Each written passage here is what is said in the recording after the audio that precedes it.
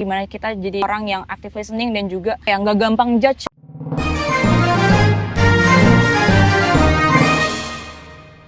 Ya, momen yang paling berat gitu ya, mungkin ketika konvensi nasional ini semakin dekat dan juga tekanannya semakin banyak gitu ya. Di situ mungkin empati sosial itu benar-benar teruji ketika kita perlu kita banyak pasti tiap divisi itu kebutuhannya banyak beda-beda juga kan, beda-beda dan sebenarnya juga semuanya urgent juga gitu ya. Tapi gimana caranya kita bisa melihat situasi gitu ya dari sudut pandang teman-teman kita yang beda divisi ini atau beda-beda peran, seperti itu sih. Mungkin pelajaran yang aku dapetin ketika kerja sama tim gitu ya, kita perlu paham kalau misalnya tim itu pasti beda orang gitu ya, beda latar belakangnya, beda pemikiran, cara kerja juga pasti beda gitu.